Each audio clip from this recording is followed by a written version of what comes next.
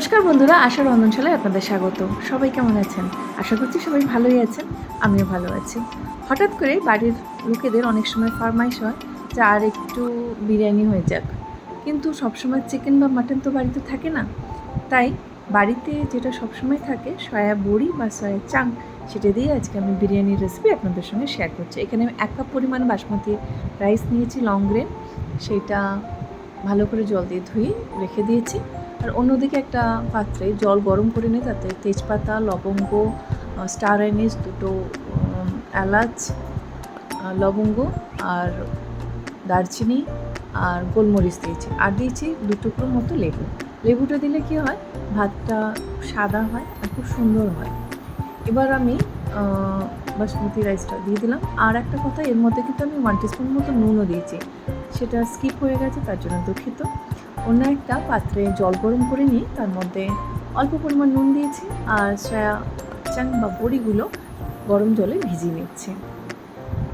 গরম জলে ভেজানোর পর সয়া চাংগুলো ফুলে উঠবে। আর অন্য একটা পাত্রে আমি 4 টেবিল স্পুন মতো টক দই নিয়েছি। এই টক দইটা লাগবে সম্পূর্ণ ম্যারিনেশনের জন্য। আর এই টক দইয়ের মধ্যে আমি দিচ্ছি 1/4 চামচ মতো হলুদ, 1 চামচ মতো রেড চিলি পাউডার, 1 টিস্পুন ধনে গুঁড়ো, 1 teaspoon Kashmiri red chilli powder আর 1 টিস্পুন গরম মশলা আর 1 টিস্পুন নুন। সব কিছু দিয়ে আমি খুব ভালোভাবে এই দই আর সমস্ত উপকরণের মিশ্রণটা ভালোভাবে রেডি করে নিচ্ছি। এই মিশ্রণটা রেডি করার পর অন্যদিকে আমাদের একটু খেয়াল রাখতে হবে, কারণ অন্যদিকে বিরিয়ানির জন্য যে চালটা বা ভাতটা আমরা রেডি করছি সেটা যেন 80% মতো কুক হয়। এই দেখুন, ভাতটা ভেঙে যাচ্ছে, মানে চালটা ভেঙে যাচ্ছে, তার মানে 80% মতো কুক হয়ে গেছে, কারণ বেশি গলে গেলে বিরিয়ানিটা ঝরঝরে হবে না। এবার আমি ভাতটা ফ্যানটা ঝরিয়ে নিচ্ছি বা স্ট্রেন করে নিচ্ছি জলটা। অন্যদিকে আমাদের সয়া বড়িগুলো ফুলে দেখুন দ্বিগুণ হয়ে গেছে, ওইগুলো আমি একটু ছেঁকে তুলে নিচ্ছি। অন্যদিকে আমি এখানে নিয়েছি অল্প পরিমাণ ফুলকপি আর একটা মিডিয়াম সাইজের গাজর আর একটা ছোট্ট ক্যাপসিকাম বাড়িতে ছিল, সেটাও দিয়ে দিচ্ছি। বাড়িতে যা সবজি থাকবে মোটামুটি ফুলকপি, কড়াইশুঁটি, বিন কড়াই দিলেও হবে। এবার আমি সয়া চাংগুলো দিয়ে দিচ্ছি। সয়া চাংয়ের উপর আমি 1 টিস্পুন মতো আদা, রসুন আর কাঁচা লঙ্কা বাটা দিয়েছি। সব কিছু দিয়ে খুব ভালোভাবে মেখে নিচ্ছি যাতে ম্যারিনেশনটা ভালো হয়। আমি 10 মিনিট মতো রেখেছিলাম। অন্যদিকে একটা বড় ননস্টিক কড়াইতে আমি প্রায় 5 টেবিল স্পুন মতো সাদা তেল নিয়েছি। তেল গরম হলে এখানে আমি 3টে মিডিয়াম সাইজের পেঁয়াজকে স্লাইস করে দিয়েছি। এটা আমি বেরেস্তা বানাচ্ছি, বিরিয়ানি রান্না করছি, আর বেরেস্তা না দিলে হয়? 2 থেকে 4 মিনিটের মধ্যে কিন্তু আমাদের বেরেস্তা রেডি হয়ে যাবে। সেই জন্য মিডিয়াম ফ্লেমে রেখেছি। আর অনবরত বা ক্রমাগত আমি নাড়াচাড়া করছি যাতে পেঁয়াজটা পুড়ে না যায়। পুড়ে গেলে যেমন কালো হয়ে যাবে, স্বাদটাও তেতো হয়ে যায়। আমাদের বেরেস্তা রেডি হয়ে গেছে। এবার ওই তেলের মধ্যেই আমি আরও 2টো মিডিয়াম সাইজের পেঁয়াজকে ছোটো ছোটো টুকরো করে বা চপ করে কেটে নিয়েছি, সেটা ভালোভাবে ভেজে নিচ্ছি। 2 মিনিট মতো ভাজার পর পেঁয়াজের রঙটা যখন একটু চেঞ্জ হয়ে যাবে, বেশিক্ষণ নাড়াচাড়া করতে হলে 2 মিনিটই বলেছি। পেঁয়াজের রঙটা দেখছেন তো কিরকম চেঞ্জ হয়ে যাচ্ছে বা বদলে গেছে। এবার একটা মিডিয়াম সাইজের টমেটোকে আমি চপ করে নিয়েছি, সেটাও আমি দিয়ে দিলাম। টমেটো পেঁয়াজ খুব ভালোভাবে যাতে নরম হয়ে যায়, সেই জন্য আমি একটু নাড়াচাড়া করে নিচ্ছি। আর দিলাম 1 টেবিল স্পুন মতো আদা, রসুন, কাঁচা লঙ্কা বাটা।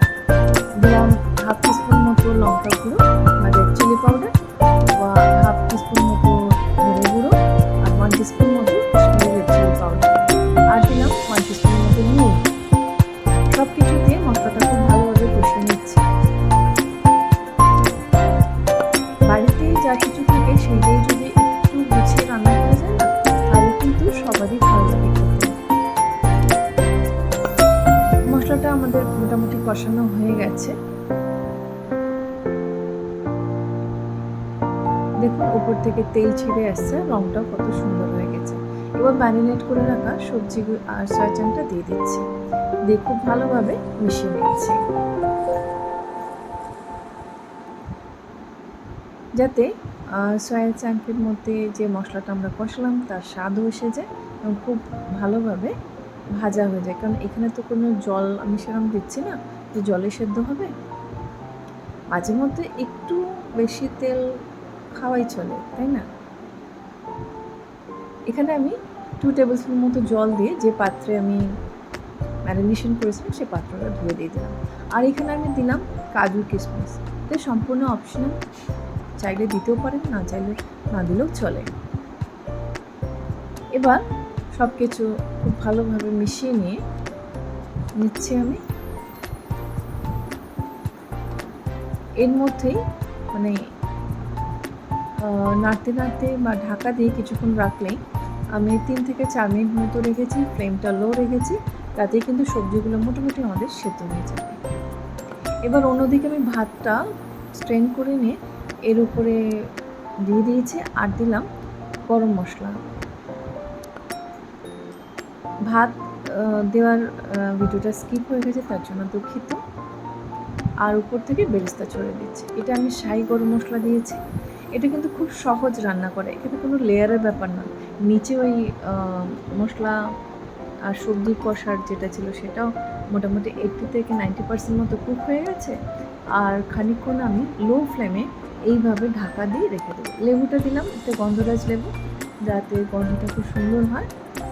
আর এখানে লাস্টে একটু ঘি দিয়ে দিলাম। ঘি দিলে কী হয়, বিরিয়ানি চাল ভাতটা খুব সুন্দর সুগন্ধ আসে আর বিরিয়ানি থেকে ভালো একটা অ্যারোমা যেটা বলবেন সেটা আসে। আমি 10 মিনিট মতো লো ফ্লেমে রেখে দিয়েছিলাম। তারপর আমি কিন্তু কোনো তাওয়ার উপর রাখিনি, এটা সিম্পল একটা বিরিয়ানি। এভাবে আমি সার্ভ করে দিচ্ছি। আশা করছি আপনাদের ভালো লাগবে, আর ভালো লাগলে আমাকে কমেন্ট করে জানাবেন। ইনস্টাগ্রামেও আমাকে জানাতে পারেন। এইভাবে বানিয়ে ফেলুন না সয়া চাঙ্কের ভেজ বিরিয়ানি। ভালো লাগলে আমার চ্যানেলটি সাবস্ক্রাইব করে দেবেন। ভালো থাকবেন, সুস্থ থাকবেন। ধন্যবাদ।